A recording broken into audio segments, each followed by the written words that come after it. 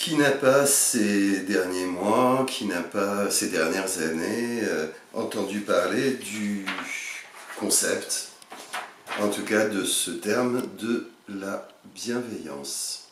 Cette petite vidéo est consacrée à ce thème, la bienveillance.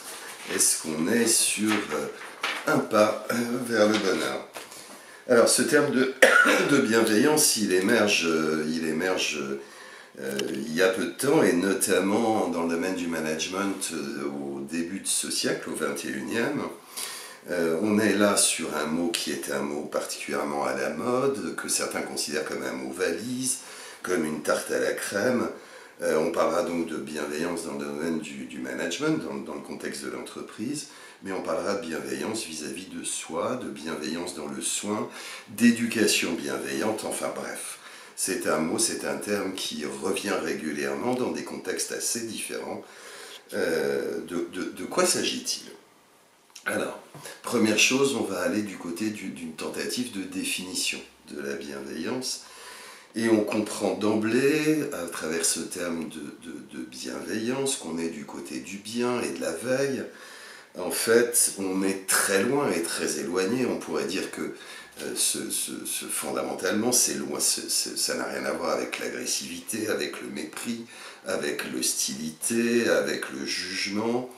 Étymologiquement, on a deux origines vraisemblables qui nous viennent du latin, bénévolence, benevolentia, vouloir du bien.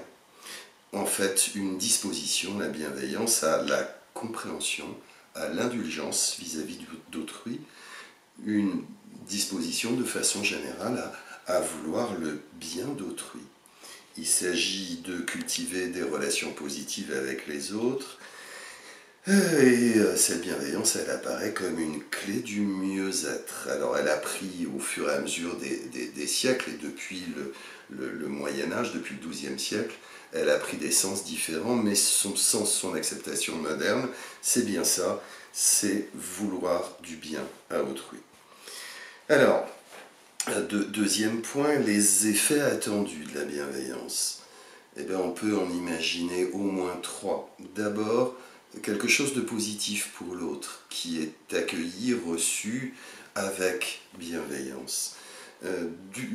Toujours, si on est centré sur l'autre, on peut espérer éventuellement un changement de comportement chez l'autre du fait de cette bienveillance qui joue le rôle en gros de l'effet Pygmalion. J'ai consacré une vidéo à ce sujet.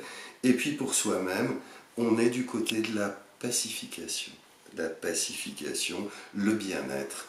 On est et on serait, si on écoute un Mathieu Ricard par exemple, on serait du côté du bien-être, d'une pacification. Quelques mots sur les comportements caractéristiques de la bienveillance, des comportements bienveillants.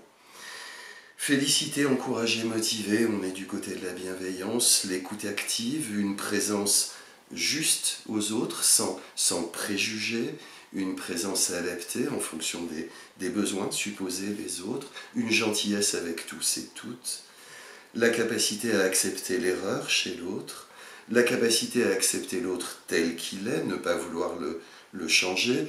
On ne serait pas loin de ce que Carl Rogers appelle l'acceptation inconditionnelle, de la confiance pour l'autre, le fait de lui laisser toute liberté d'agir. On serait du côté de sa responsabilité, de sa responsabilisation, de la créativité, de la confiance dans la créativité de l'autre, et puis bien sûr l'idée d'être bienveillant d'abord avec soi-même, se parler positivement, s'écouter, etc., etc. Je termine cette vidéo avec l'idée de favoriser la bienveillance.